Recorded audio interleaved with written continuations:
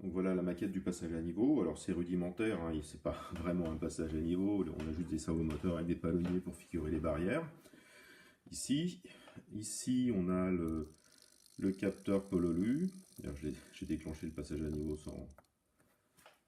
en manipulant le capteur. Ici on a nos feux clignotants. Et puis j'ai rajouté ici un petit bar graphe qui nous donne en fait l'état dans lequel l'automate est. Donc là, on a la première barre allumée. Alors en fait, elles sont dans l'ordre des numéros d'état, enfin des états de déclaration, dans l'ordre de déclaration des états. Donc le 0, c'est l'état ouvert. Le 1, ici, ça va être l'état se ferme. Le 2, ça va être l'état fermé.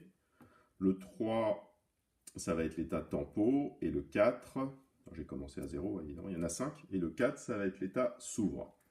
Donc là, on est dans l'état ouvert, les barrières sont ouvertes. Donc je vais déclencher le capteur en mettant mon doigt à moins de 5 cm.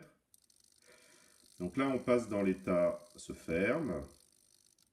Et une fois que les servos ont abaissé les barrières, on passe dans l'état fermé.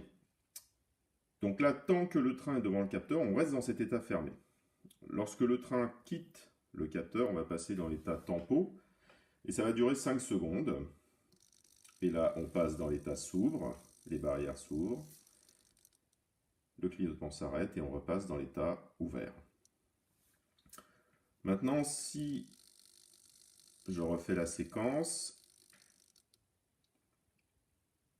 et vous voyez, si je m'éloigne de plus de 5 cm, ça c'est la transition qui va de l'état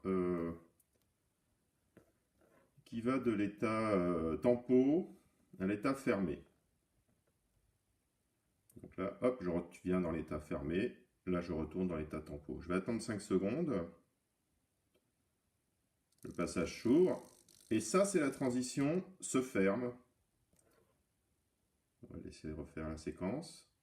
C'est-à-dire, alors que les barrières sont en train de s'ouvrir, un train passe et on retourne dans l'état se ferme. On referme les barrières immédiatement. On va la refaire.